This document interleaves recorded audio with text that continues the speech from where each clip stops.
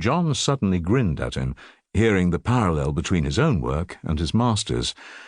"And your season has come," he said shrewdly. "You're fruiting."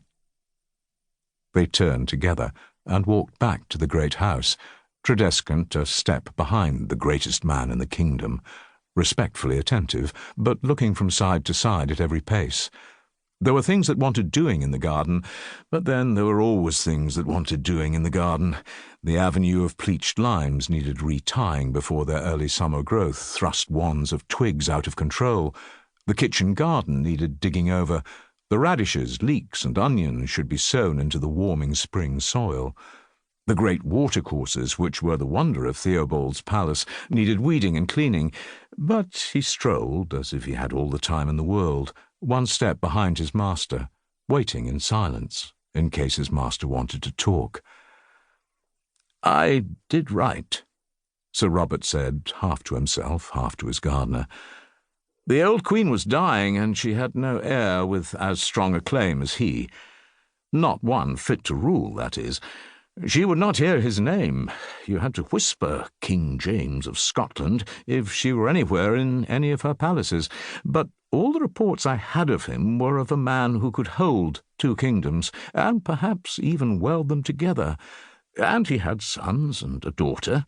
There'd be no more fretting over heirs. And he's a good Christian, no taint of papistry. They breed strong Protestants in Scotland."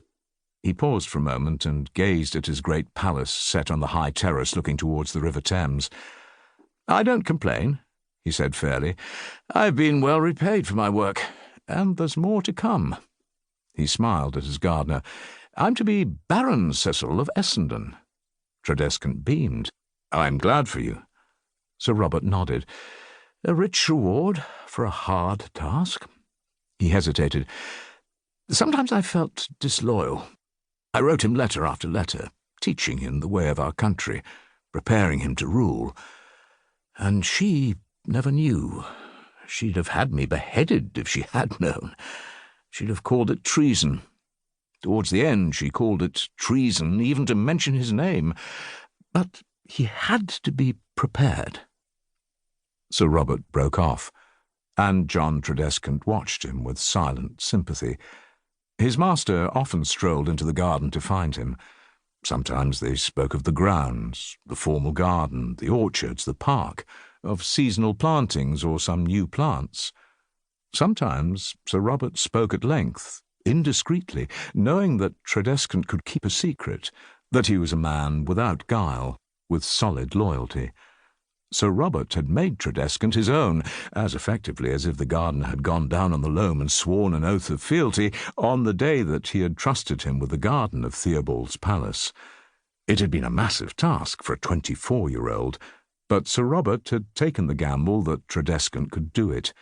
He was a young man himself, desperate to inherit his father's position at court, desperate for older and more powerful men to recognize his merit and his skill. He took a risk with Tradescant, and then the Queen took a risk with him. Now, 6 years later, both of them had learned their craft, statesmanship and gardening, and Tradescant was Sir Robert's man through and through. "She wanted him left ignorant," Sir Robert said.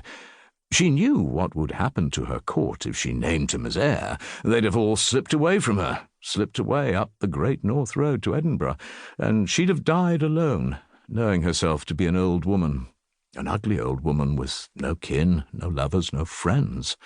I owed it to her to keep them at her beck and call to the very end. But I owed it to him to teach him as best I could, even at a distance. It was to be his kingdom. He had to learn how to govern it, and there was no one but me to teach him." "And he knows now?" John asked, going to the very heart of it. Sir Robert was alert. "Why do you ask? Is there gossip that he does not?" John shook his head. "I've heard none," he said. "But he's not a lad who has sprung up from nowhere. He must have his own way of doing things. He's a man grown, and he has his own kingdom. I was wondering if he would take your teaching, especially now that he will have his pick of advice. And it matters—" He broke off, and his master waited for him to